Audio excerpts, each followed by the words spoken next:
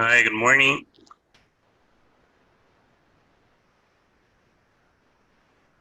Good morning. How are you? Evening for me though. I'm good. How are you? I'm good. I'm good. You're based in Brazil, is it? Yes, we're from Brazil. Oh, I think I based can't from hear you India.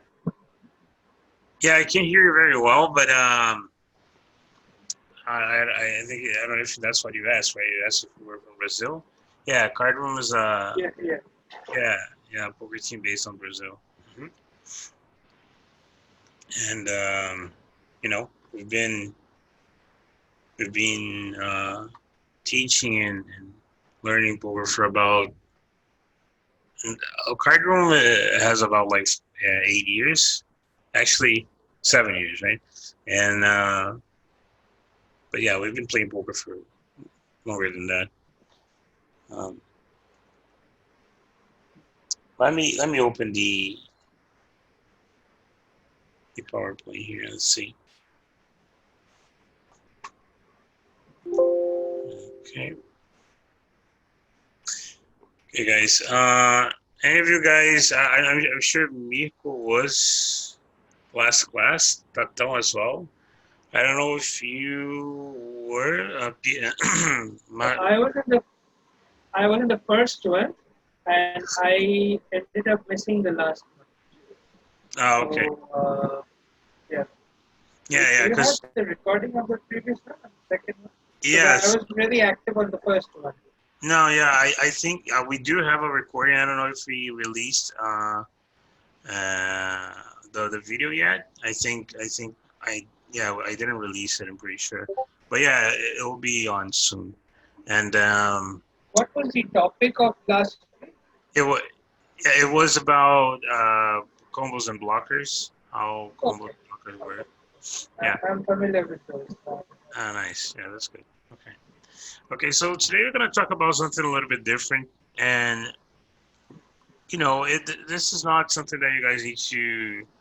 Um, I mean, it is definitely important to understand, but it's something that you guys will learn with time mainly, and it's not like the concept is not super hard. Of course, you applying this is a little bit harder, but the concept is not too hard. But we definitely need to talk about this a little bit before we start uh, learning about general game strategy and how to solve problems while you're playing poker, because this is part of it, right? So like just like pot odds is part of it, and um, blockers, combos, all are part of it, right? No understanding ranges, etc. So today we're going to talk about actually more than two things, but yeah, mainly MDF and bluff equity. You guys have any idea about any of those two? What they mean? Any of you guys ever heard about it? Yes, I have heard about it. Okay. There's a formula for minimum defense frequency established. I had written it down somewhere earlier.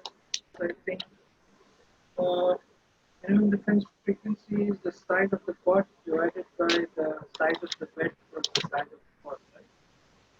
Okay. Yeah, I don't know why, but your microphone is a little bit, for me at least, I can't really hear you very well. So I don't know if it's me Uh, or if it's everyone else is having the same problem.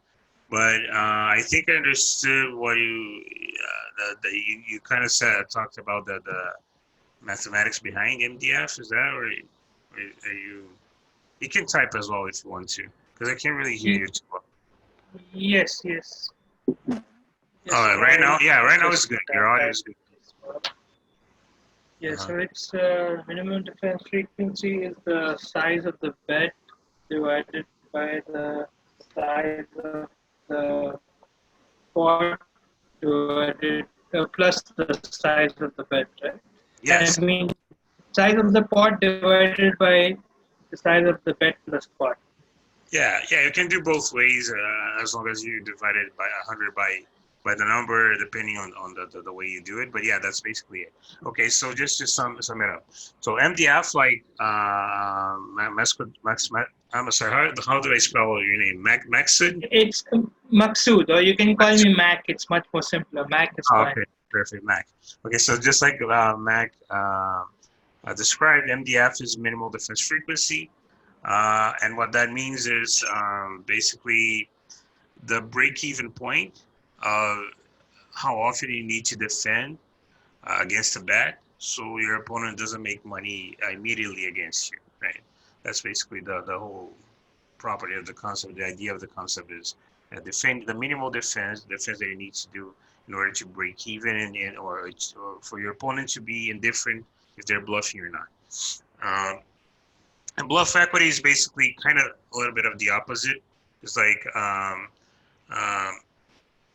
at least when we talk about bluff equity, what we're trying to think about is the frequency that your bluff needs to work in order to be break even, and if it works more than that, then it's good. It's a good bluff. If it works less often than that, then it's a bad bluff, right? Now, so just like Max said, bluff bluff equity. Yeah. Bluff equity would be basically the bet divided by the pot plus bet. Okay, so let's say we have a scenario where we have I don't know. Let's say we have a 10 chip pot. Okay, that's probably a good example. If we have a 10 chip pot and the opponent bets half pot, they bet 5 chips in a 10 chip pot. So the bet is 5, right? So 5 divided by pot plus bet, and the pot would be 10, the bet would be 5, so it would be 5 divided by 15, right? So 5 divided by 15 is 0.3333. So meaning that when you bet 5 in a 10 chip pot, it needs to work about 1/3 of the time, right? That's a pretty obvious concept. If you're risking 5 chips in order to get 10, if it works only one time and then you lose 2 times in a row, you'll be breaking even, right? Because you'll win 10 one time and then you lose 5 twice. That's 0, right? And so that's what bluff equity means, and that's how you can figure it out. It's not too hard. Now, okay, but on the other hand, if you're thinking about defending a spot, it's the opposite thing, right? Because if the opponent needs to make you fold 1/3 of the time when they bet 5 in a 10 chip pot, what that means is that if you're folding more than that, more than 1/3 of the time, they're making money instantly against you, right? They're being profitable just by c betting. It doesn't really matter if they have value, if they have equity. It doesn't really matter as long as you fold more often than what you should, right? So MDF is basically the same thing. You get this number and you make one less this, right? So it's pretty obvious, right? So if you have, in that scenario, we had a 0.3333 bluff equity to be breaking even, right? So there will be 1 minus 0.333, which would be 0.666, right? So what that means is that we would need to defend 66% of the time in order for the opponent to not make money instantly against us, right? That's the whole point of defending the MDF, the minimal defense frequency. This is just game theory. This doesn't really, it does apply to practice, but you guys see that it's a little bit more complicated than that. Not only because ranges are very different, boards will affect a lot, ranges and equities and expected value, and the combo, how many combos of nuts you have, how many combos of equity you have. That will change a lot of things, but also because we specifically on the flop and on the turn, you don't have only the takedown from a bluff, for instance. You have equity, right? You have like flush draws, and you have good shutters, and you have runners that will add more equity to the spot. So that will change like how you play the game, how you play the game. but that will be the perfect example for rivers, right? Where you usually have 0% equity, or you have 100% equity against their hand. I mean, usually you always have 0 or 100% equity against their range, their hand. I mean, and then it's easier to understand this concept. But yeah, but the concept is this, and it's very important to learn and understand. Okay. Now we're gonna see a couple examples of this, just to try to understand this a little bit better. So this part right here, it's pretty basic, of course. We open the bottom, we get called by the big blind, and the board is king 5 deuce with 2 hearts. Okay. Opponent checks, and we're c-betting a little bit less than 25% of the pot. I think it's 24 actually percent of the pot. So let's try to do this math here, and let's try to figure out first how often we need that this bluff needs to work. Of course, we have, like I said, we have a backdoor straight draw, we have a backdoor flush draw, we have an overcard, we have like more equity. We have a second pair that is better than the second pairs on the board, so we have more equity. So it's not.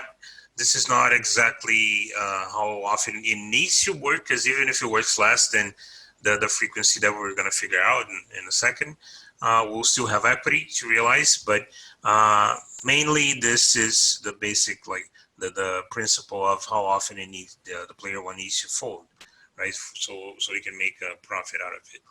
So let's start with that. I know Max knows already pretty well how it works. Anyone else want to give it a try? It's complicated, so, and I can help you guys out if you're stuck. But come on, guys. No one?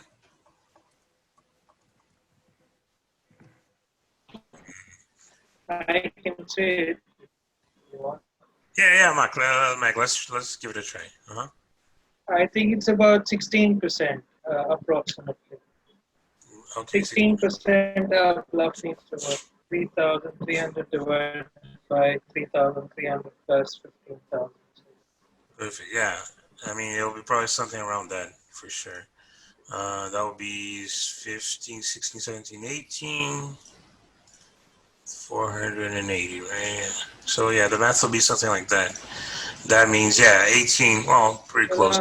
16%. Yeah. So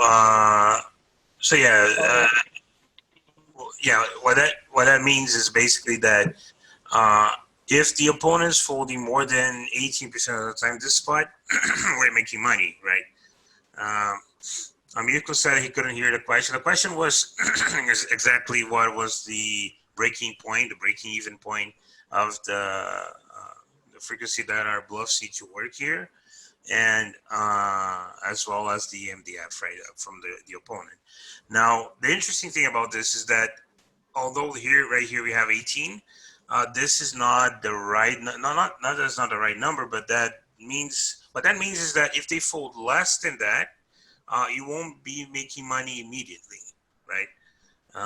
But it doesn't mean you won't be making money at all, because you still have like bluff equity on the turn, on the river. You still have outs equity. The opponent can call, check. You even have showdown values sometimes, right? They might have flush draws and stuff that you might be winning against right now and have even better equity than them. So that doesn't mean that if they call more often than 82% of the time, you won't be making money. It just means that you won't be making money immediately, right? But this hand has a lot of equity, so it doesn't really mean that you lose money with this in this spot, right? Now, interesting thing about it. So let's just let's do the opposite, right? So let's go with 1 minus 0.18. And that's 0.82. It means that they need to defend 82% of the time. Now, this is very basic, but it's very important to understand, especially like in other streets in poker. But to give you guys a general, and this is a quick hotspot that I might teach you guys right now, is that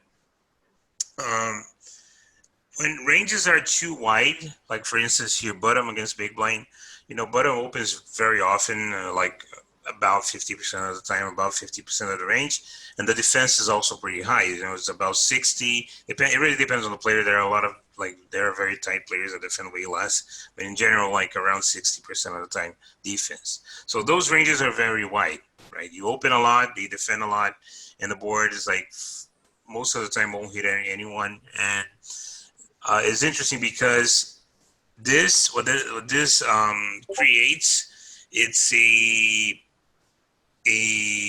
very tough spot for the big blind to defend in the right frequency, because the defense side, the value idea gets very abstract, right? It's not really about your equity with the board, but it's more about your equity against the opponent, the villain's range. And that can get complicated very, very fast, and it can be very hard to defend. But yeah, we'll talk about that a little bit more, like a little in a couple of minutes. Now let's do a couple more examples. So right here, we raise, get called. Can I ask a question, please? Yeah, sure, go ahead. Before you proceed. Absolutely. In the previous example, like you chose the bet sizing of, I think it was 16%, 18%, right? Your bluff. No. The size was, yeah, the size was 24%. So how do we, during the hand? Yeah, okay. So my question is, how do you decide what sizing you need to bet? Can you hear me? Yeah, I can hear you. Yeah, I'll talk about that in a minute. Yeah, we'll get there. But yeah, this is a very good question. But don't worry, we'll when I start talking about GTO, which will be in a couple of minutes, maybe less, I'll explain it better. But yeah, that's a pretty good question. Yeah. Okay, so just what Mac asked was why did I decide to bet a quarter pot, and how I came up with this bet, right? Basically, and why is that the way I'm betting there. Okay, so now next spot is just a pretty standard C bet on the flop. I C bet on the flop. The big blind calls, and the turn they don't bet over pot, right? Now this is a good a good practice to give it a try to do the math here. Anyone want to try? If any of you guys want to try to find out the break-even spot for the bluff equity and MDF. Taton said 1,736. I don't know exactly what that means. What does that mean, Taton?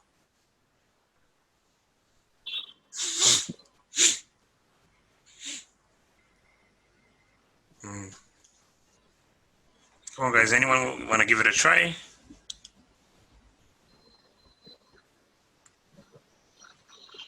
Okay. So yeah, I can. Can you hear me? Yeah, I can hear you.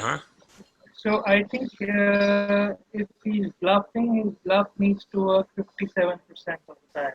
That's 972 plus 1320. That's the total pot. And size of the bet is 1320 divided by 2292. So perfect. Yeah. So that's basically the math, right? And that's 57% of the time, right? So 57%. Yeah. So what that means is that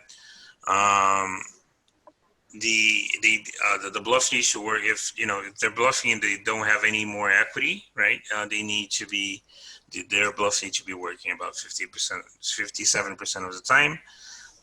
And we, on the other hand, need to be defending like 43% of the time, right? Mirko and Tatão has got it right as well. So yeah, pretty basic, not complicated, right? It's just important to understand the concept. And one last one, also pretty easy. Any of you guys can solve it, I'm pretty sure, but I'll give you guys time. So player one defends on the big blind. We open on the cutoff. Player one defends on the big blind. We see back. like a larger size here. And so yeah. All right, you guys. Okay, Taton said 40%. Yeah, let's give it a try. Let's see if it's 40. The bluff equity, of course, right? So it's 1449 divided by 3549, and that's 40%. Yeah, so yeah, basically it needs to work about 40% of the time. They need to defend about 60% of the time, the C bet, right? I mean, in theory, right? This is important to understand. It doesn't mean they actually need to call 50% of the range. In theory, if they fold more often than that, we're already making money with the C bet. That's what it means. It doesn't mean they actually will be able to defend 40% of the range. Okay. Now let's talk about what Mac asked before. Now, do you guys know the meaning of GTO? Yes. Okay, so Mac knows. Anyone else?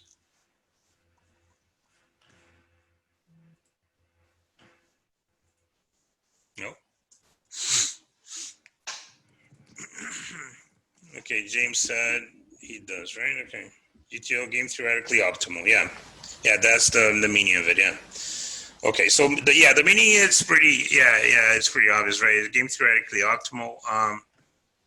So basically, what that means is that it is not a poker concept, by the way. It's a game theory concept, right? It's not really just about poker. It can apply for a lot of, like, for any game basically.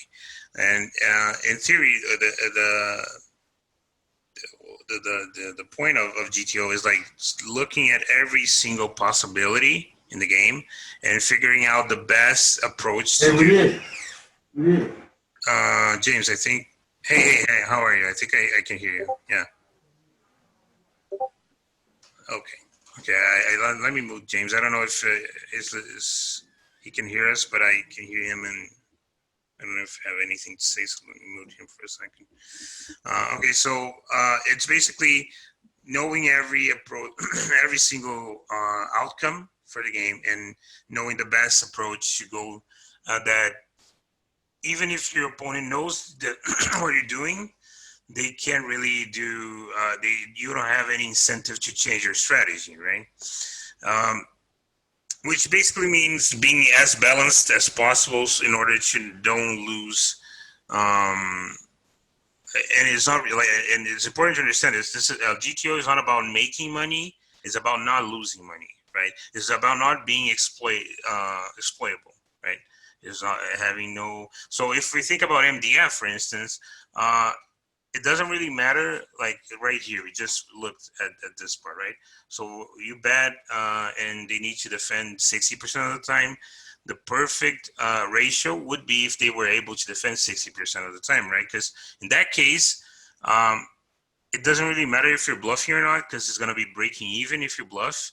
So even if they know that you're defending 60% of the time, they can't really do much about it. They can't bluff more or less because of that, right? Because it won't make a difference. Now, if they know you're folding 50% of the time, then they can bluff everything because you're folding more often than you should, right? Now you're exploitable. So that's the point of GTO. It's the game theoretically optimal, game theory optimal. So it's just the most defensive and the less exploitable approach that you can have in your game. If you think about a very simple concept of GTO, it's rock paper scissors, right? This is a pretty easy game to have the GTO solved, right? So what would be the approach for rock paper scissors? You guys have any idea? I think you all know rock paper scissors, right? Pretty pretty well known game.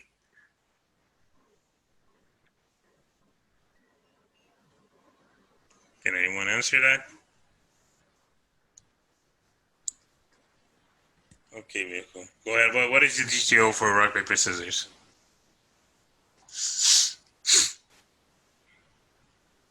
Let's give it a try.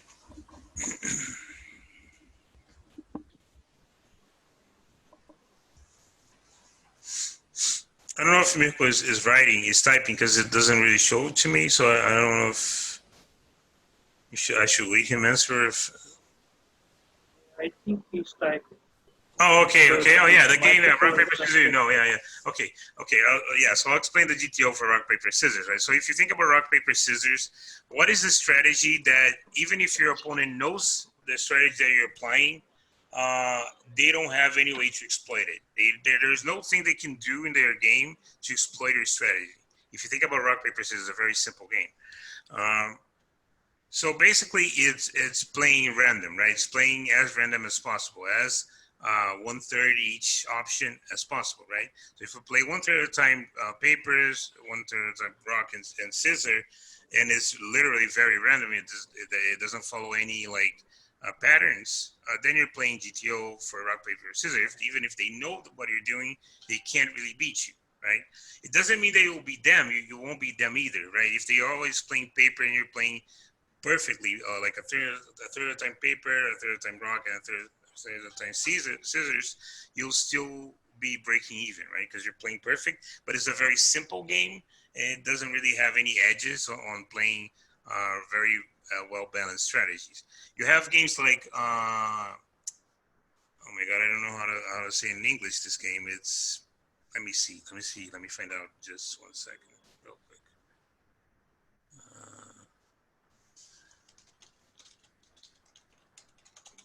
Sorry about that, guys, but okay, so it's tic-tac-toe. Yeah, we have a very different name in Portuguese. You guys know tic-tac-toe? Yeah, okay. So for you guys that don't know, it's this one right here. So this one is more, it's a little bit more complex than rock, paper, scissors. But this game, you have a GTO strategy that's, it does win, right? It can break even if the other opponent plays perfect as well. But if they make mistakes, you'll actually win more, you'll never lose. You always tie or win, right? So if they make mistakes, you win. If they don't make mistakes, you tie. So that's a little bit more of a complex game, and it's still the GTO strategy is basically a strategy that even if your opponent knows what you're doing, they can't really counter that with a winning strategy against you, right? So that's the basic concept of GTO, is playing as balanced and as possible. So in order that your opponent won't have any ways to exploit you. Now, GTO, it's a very important thing to understand. It's not something that you use most of the time because GTO is more about, like I said, defending yourself and not really about making money out of leaks from your opponents, about mistakes they're making, about exploits that they might have in their games. So it has nothing to do with that. It has to do with not being exploitable, right? Now, what about the solvers? You guys know Pile Solver, GTO Solver, Preflop Solver. There's so many different softwares. Monker Solver. You guys know any of those? Yes, I've heard of Pio and Monker. Uh-huh.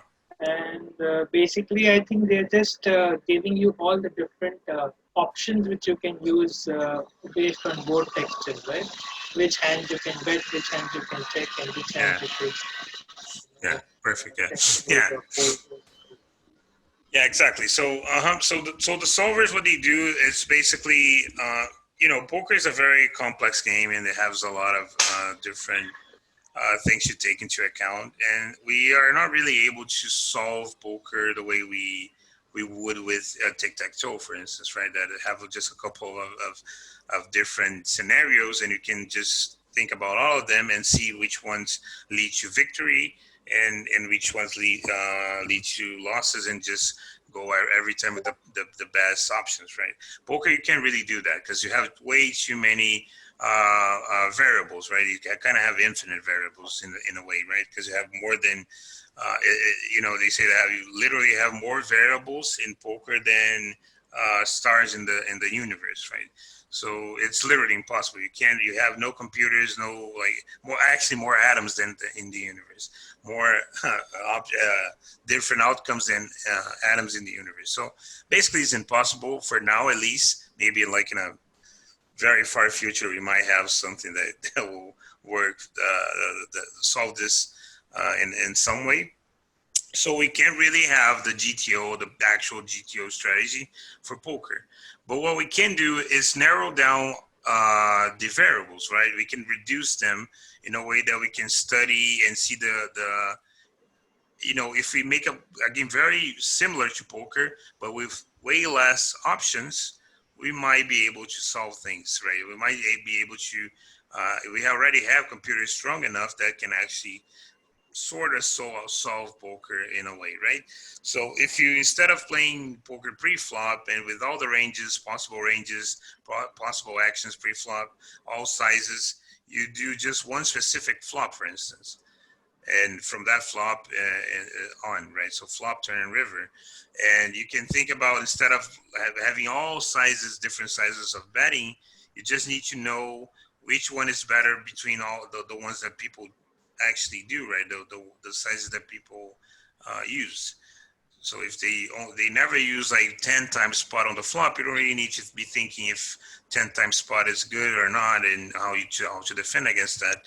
But you can just narrow down to like 4 sizes, right? So what you do is basically narrow down variables in a point where you can actually solve the game in a way to see how, like, what is the best approach should not be exploitable, right? Or at least to be as little exploitable as possible, to as close as GTO as possible. Okay. So we have in CardRoom we use mainly BioSolver. We use a little bit of Monker Solver for 3-way spots, but yeah, that's our focus is with BioSolver. We have better solvers even, like nowadays we have solvers that do like 3-way spots, and BioSolver unfortunately doesn't do that yet. It's a little bit more complicated than that because 3-way spots are a little more tricky to actually solve. It's not perfect. It's not a perfect answer, but yeah, we focus a lot on BioSolver. So to give you, Can I ask a question, please? yeah, go ahead. Uh-huh. The solvers are based on GTO.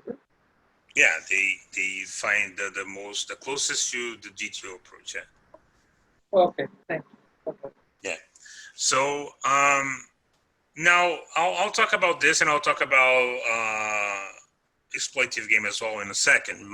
But now, so this board right here, this is the King 5 Deuce that we looked at in the beginning of the game, right? And this is very interesting because, let me get back to that slide. So this is the spot, right? We have A7, the board is King 5 Deuce, the big blind defense, and we see bet, right? And now, if we think about the player 1, which is, the villain, how often they need to defend, we already do the math. We did the math here, and they actually need to defend 18. Well, they need to defend 82% of the time, right? That's how we got to this number. Now, like I said, it's a bit more complicated than that, especially on the flop in turn, because you have equity, you have different ranges with different equities on each board, right? So this scenario is the same scenario, is the same simulation, same stack sizes, same pot, same size of the betting size, etc. And we can see that the solver, like the solver literally looked at every option he could have from that point on, and it's folding 30% of the time. So it's folding more than what game theory would suggest, right?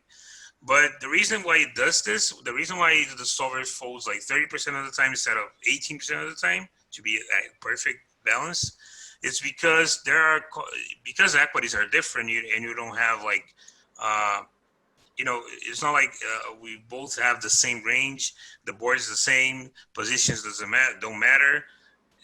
It's not like that, right? The board matters, the equities, the different equities matter, the runouts, the way runouts work, the position matter. So everything matters, and into a point where if you defend 18%, the expected value of your plays will be lower, right? Because you'll be defending hands that are too bad to defend. You won't really want to defend those hands, right? So you can see that solver defends like so many combos that we probably don't defend as often as a solver does, right?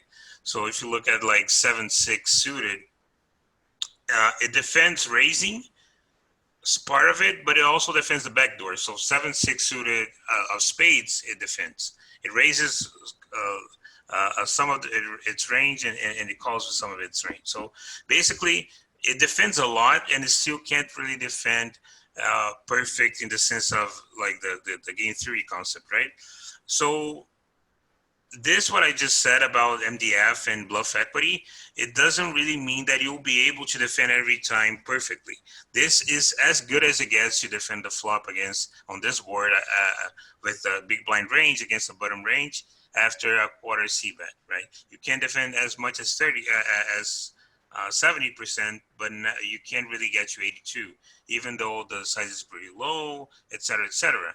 You can't really make money defending more than 70% of the range, at least against a very good player, right?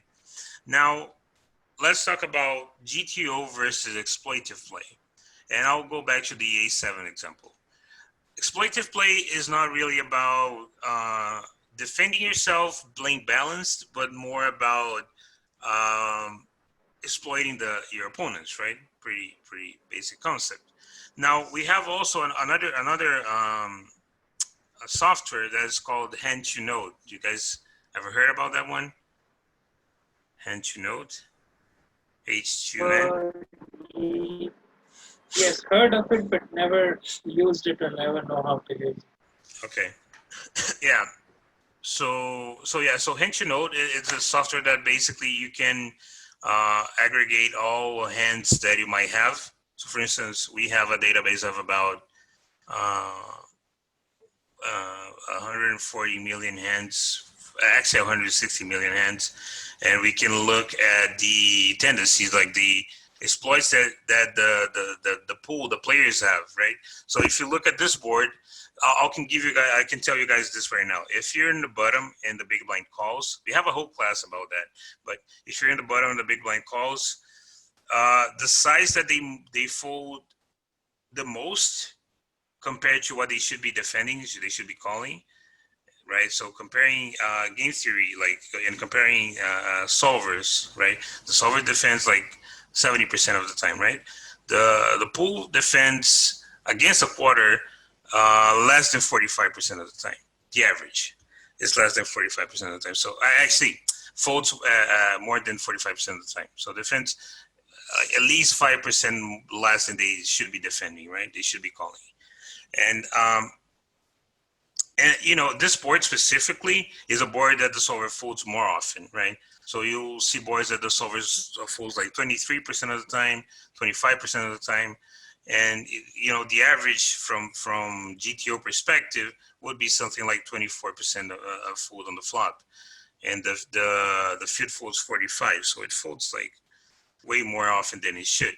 And you know, looking at the pool, looking at the field, and looking at the solvers, what we can understand from this is that a quarter bet, like you asked me before, Mac, how I decided that a quarter was good. Well, first because this is the closest to game theory, right? If you open this part right here, let me see if I have it here.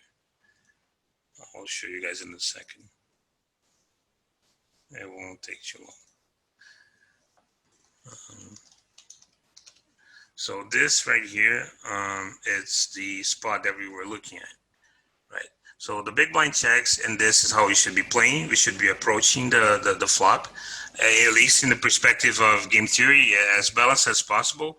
So, you know, the solver is betting 75% of the time and checking 25% of the time, and it's betting most of the time a quarter bet, right, a small size.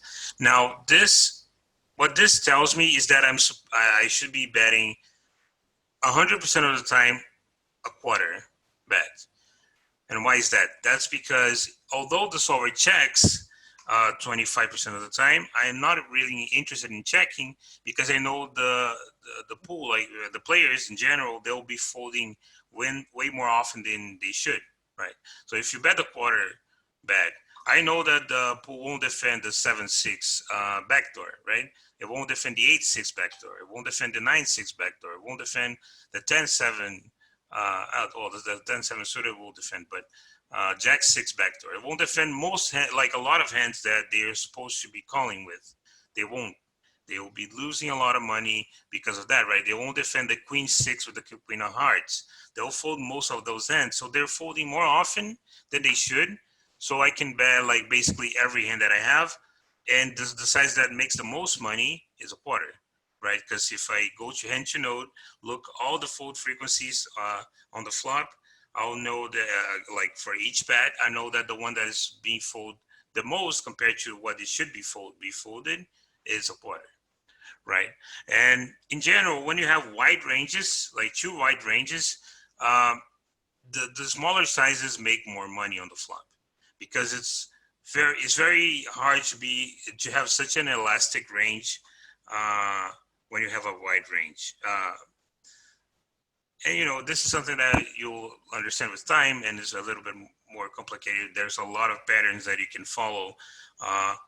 Like for instance, one other reason why you need to bet a quarter here is because the equity, your equity is way better than the villain's equity.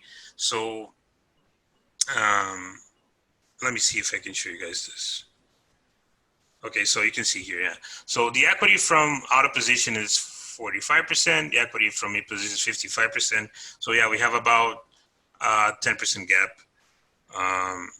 you know, between your equity and the opponent's equity. You have position.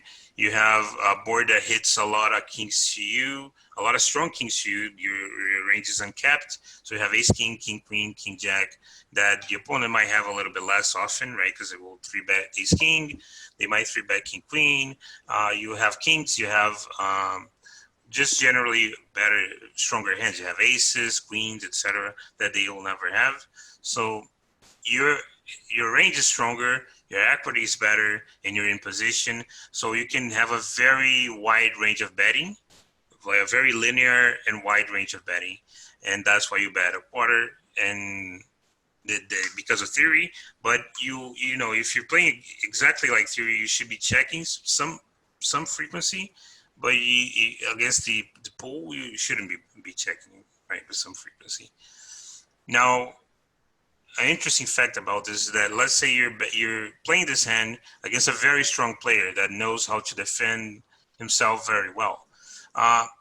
He might know that you're betting range, because most people bet range on this board, a quarter with the entire range. But and what they will do is they'll raise more often, they'll dunk bet more often on the turn, they'll call more often in order to exploit you, right? So against those players, what you want to do is bet a little bit less and bet about 75% of the time. See, they bet a little bit more balanced. So yeah, I know it might be a little bit complicated. If you guys have any questions, you guys can go ahead and ask.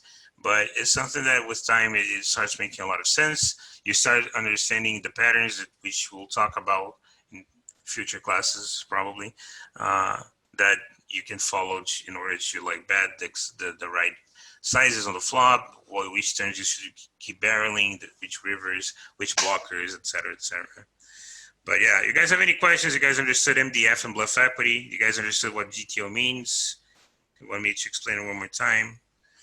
It's a good time to, if you have any questions, you can ask.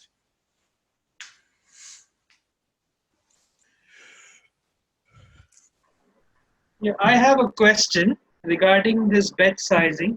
The solver suggests that we need to bet 75% of the time, right? Yeah. And are we choosing this bet size 100% of the time, the 25% bet size? No, the solver suggests that we bet 75% of the time, and so 48% of the time bet a quarter, and 21% of the time bet a third, and then 2% of the time half pot, and 1% of the time a larger size, right? Okay. Yeah, but that doesn't really mean we are betting 100% of the time a quarter, because that doesn't really matter as much. Because yeah, we know that this is a size that is very used by the solver, right? So most of the time the solver will be using this size, meaning that it's very it's very tough for the opponent to understand that we are being exploitable in this spot. Because if the opponent is playing against us and they know a lot about game theory, once they see this board, right, and you see bet a quarter, they know that this is the size that the solver would be doing, right? And the size that is a little bit more complicated to exploit, because if you're betting the right ratio, you won't be exploitable with this size, right? Now, what we are doing is, well, it doesn't really matter that we need to check a quarter of the time. We're betting like 100% of the time, because we know that most players will be folding way more often than what they should. So that's why it doesn't really matter for us if we should be betting 75% of the time this size, or if we should be betting 48% of the time this size, or we should be checking 26% of the time. It doesn't really matter. What we're going to do is bet 100% of the time a quarter, because we know that this is close to game theory. We know that people fold way more often than they should to a quarter. And so that's probably the optimal strategy. Knowing those things, this is probably the optimal way to go. If we lock that there's a function here in the solver that you can lock the calling range, right? So if you bet, the solver shows what they would do right after you bet. But you can force the solver to fold things that the pool would fold, right? So let's say, I don't think people really defend with 9-6 of spades on this board, right? I don't think that people will defend that. So okay, that's fine. Well, all you got to do is obligate the solver to fold 9-6, and if you do that, you'll see that the solver will be betting on the flop every hand with a quarter, right? Because the pool is exploitable. So you're giving that information to the solver, and the solver saying, "Oh, okay. So if the pool is always folding those hands, or folding like 99% of the time those hands, then you should be betting way more often than 75% of the time, right?" And we know that the pool folds more often. We already looked at it, like I said, 160 million hands, and we looked at the pool does fold way more often than they should. So we just bet every time a quarter. And of course, that, for instance, we know that the pool folds more often to a quarter than other sizes. But let's say you have a board that you shouldn't be betting range, and the sizes are like higher, right? So let's say a board like 10, 8, 6, two tones, for instance. This board you should be using like larger sizes, and you never have a quarter, so you won't really use a quarter, right? So you use different sizes, but you'll bet more often than the solver, because the pool folds way more often than they should. But you change sizes when the game theory is too far from the size you want to use. Okay. Okay. So this strategy will mostly work on the higher stakes, right? Like the stakes you're playing, $109 tournament. In the micros and the lower stakes, GTO will not be as much applicable, right? Like exactly. To bet the 25%. Yeah. Right. Yeah. So that's a good point. GTO strategy, it's like I said, so you don't lose money. Right, this is the whole point. And against very weak players, the lower stakes you play, the easier it is to beat the field, the more exploits they will have, right? So the less you should be worried about being balanced, right? Let's say you bet like a very large size, like 75% on the flop, with every hand on every board, and the pool folds like, I don't know, like 90% of the time. Then you should be betting every time, every hand, on every board, 75% of the time, 75% of the pot, right? Because it makes more sense, because people won't really exploit that. They won't use that against you, right? So, but the point here is like I was saying, this is game theory. Like, this is the GTO approach that is pretty good against stronger players, because they won't be able to exploit you. But we don't play GTO even in higher stakes, like the 109, the 215, even the 500, 530. We don't really play GTO strategy exactly like it should be played, because the players still have this overfold on the flop. So this, what we're doing here right now is not GTO. We're playing, like I said, betting 100% of the time a quarter. If you're playing against very, very strong players like C. Darwin or Lemos Love, like players that are crazy good and very well balanced, then you try to go closer to GTO strategy, which is like not betting 100% of the time, but checking some hands and trying to be more balanced. But yeah, GTO you don't want to use against the pool in general. It doesn't really matter the stake that you're playing in, and the lower is the stake, the less you want to be close to GTO, right? Or the less you need to be close to GTO. So, like I said, yeah, we're betting 100% of the time a quarter here because it's close to GTO, but it exploits the pool's leak, right? The pool's mistakes that they're overfolding. But if we knew that the pool folds way more often to a half pot proportional to the size, and they don't really react very well if you don't play close to GTO, then we would be playing, we would be betting half pot, right? So that's basically how it goes. Okay. Yeah, sorry, one last question. I'm sorry, I'm asking a lot of questions. No, that's fine. That's the whole point of it. Yeah, go ahead. Yeah, my question is like, in this example, you chose the bet size of 25%, and that needs to work 18% of the time as we calculated. Like, how do we know that that 18% is the time right now in this hand? Like, do we look at the HUD stat for that, like fold to flop C bet? If that is about 50% of the time, then we will bet, choose this bet. I don't know. I mean, are you trying to understand the question? I mean, I hope you understood the question. Like, right. How do we decide that 18% is this on this particular hand or in this particular, moment? Right. So the 18% that you're talking about is the frequency that they need to fold in order to make, so we can make money out of it. Right. That's the right. Yeah. Yes.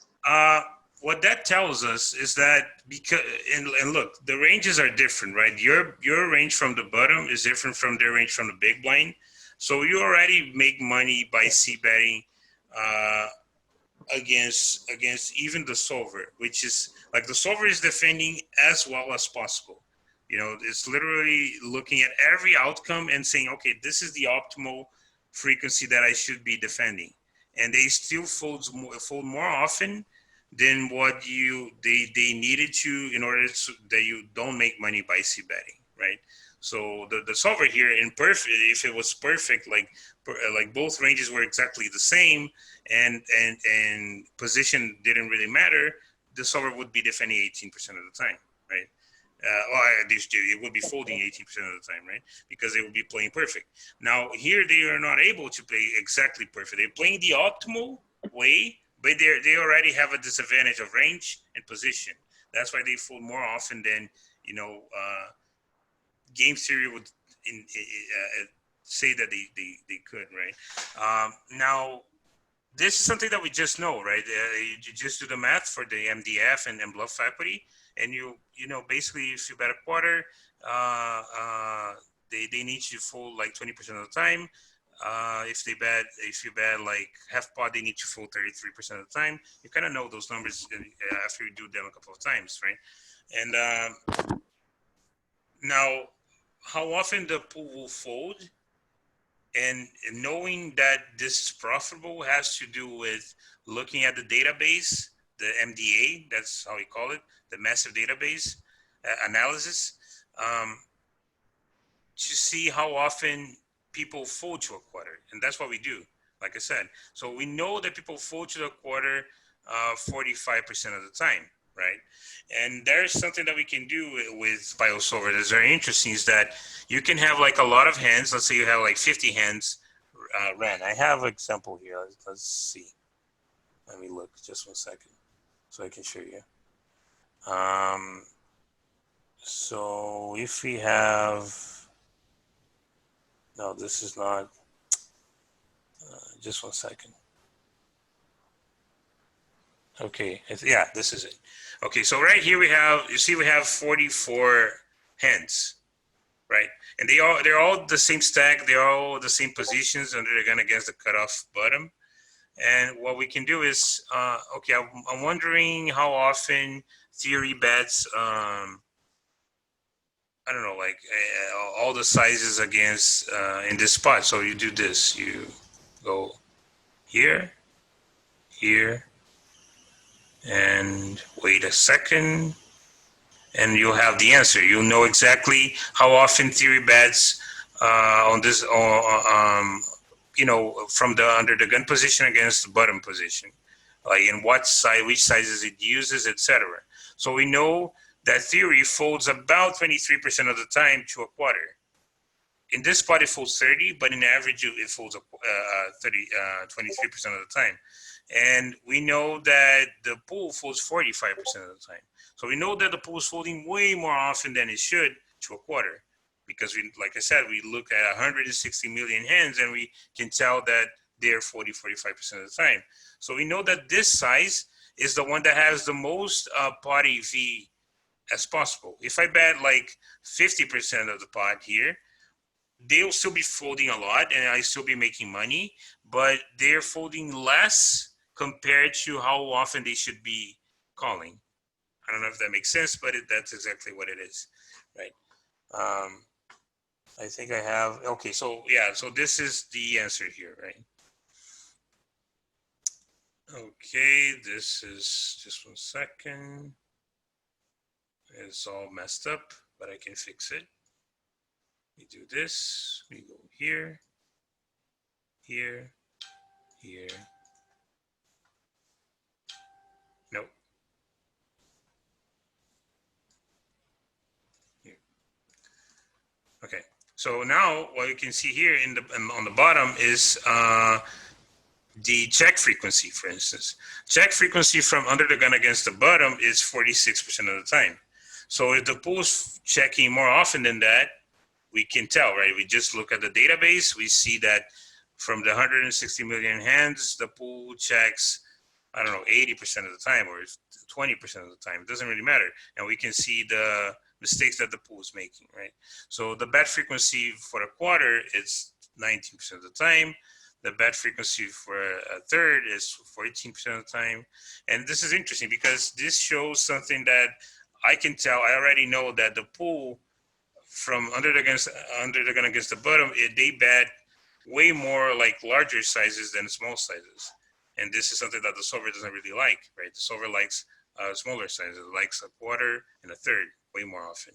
So this is already a mistake that the pool is making that I can exploit and I can use in my favor. I'm not playing GTO. I'm looking at GTO and I'm saying, okay, this is not GTO. This is a mistake that they're making, and then I exploit that, right? I know GTO, of course, because we need to study GTO to understand what they're doing wrong, right? And that's the whole point of the game. Cool. Thank you so much. Yes. No, that's fine. Thank you. Thank you for all the questions. It's pretty good. You guys have any more questions? Are you guys good? Yeah, I think this was a good, intense session, and it was pretty useful as well. Thank you so much. I'm glad you liked it. I'm glad you liked it. And you know, I know it's a lot to you know, although those things are kind of simple in the sense that the theory, like the MDF is simple, bluff equity is simple. GTO is a little bit more complex to understand, and strategies and how to apply them is way more complex to understand. It is something that takes a long time, not a long time, but you know, it takes time. And so I know it's not like something that you understand easily, immediately, because it's not how it works. But it definitely, you know, with time you'll start like understanding more and more, and it will be easy eventually to understand things like that. Okay. Yeah. So now, like you explained the MDF and bluff equity, we can practice using it during our hands as well, right? Every time we play now, same like the odds we calculate and the yeah. I'm sorry, I didn't understand what you said. Your microphone is not sometimes. Okay, go ahead. Can you hear me now? Yeah, right now I can. Yeah. So what I'm asking is that the MDF and the bluff equity, which we have explained today, we Hmm. can start applying this in every hand we play, right? Like from now on. Yeah, you can always be thinking about that, right? Because one mistake that we do a lot is like we fold way more often than what we should on the when we need to defend, and we bluff way less than what we should. So those two things you can really use in your favor. You can definitely be betting way more often because people fold way more often than what they should, and you can also be calling on the flop, especially way more often, right? So that's something that you can Okay. definitely. Uh, yeah. Sorry. One more question. I'm sorry. My question is that what if the instead of you betting on the flop, what if the villain is donking the flop? Then we calculate the defense frequency as per his bet size and the formula. If they don't bet, Yes. yeah, it's the same thing, right? You Okay. see how much, yeah, it's the same thing. But one problem with dunk bet, dunk bet is pretty useful. On the flop is not as good, and usually one problem with dunk bets is that first of all you're out of position, and right when you're dunk betting, and usually your opponent has a stronger range. So you need to be careful with that because that might not be a hot spot. That might not be a spot that you make a lot of money by donk betting. We know that c betting makes a lot of money. We know that not folding on the flop but check raising a lot makes a lot of money. Donk betting on the turn makes a lot of money, but on the flop it doesn't really make that much money. But yeah, you can that's how you would calculate. Okay, if No. they fold What I at, mean to say is that if the villain is down betting here and we are in position on the button, then uh-huh. we are using the same formula for defense frequency, right? How often are we Yeah, going to defend yeah, if of he course. down bets? Yeah. Yeah, yeah, Yeah. uh-huh. All Yeah, right. the only That's thing what I wanted to know. is it's cool to know. It's like if the donk bets are under bluffed or over bluffed, right? That's a good question that you can make in order to know how often you should be folding or should be calling, right? Because if the pool, if you look at the players, usually when they donk bet, they have value, for instance. Then defending, you can defend less hands because it doesn't really matter that you should be defending like some frequency because they're bluffing less than they should. So you can fold more often, right? So Okay. that's a counter strategies. But yeah, in theory, that's the same mathematically. They work for everything. Right. Right. Okay, Thank you so much. guys, thank Thank you you very for much for all being this. here. Thank you, Mirko, for the compliment, and thank you guys. Thank you all for being here. I'm glad that you. Thank you for answering all the questions, and thank you for explaining it so well as well. Thank Thank you, you. man. That's nice. Okay, guys. See you soon. See you next week, same See time. you. Okay, Yep. bye. Thank you. Bye bye.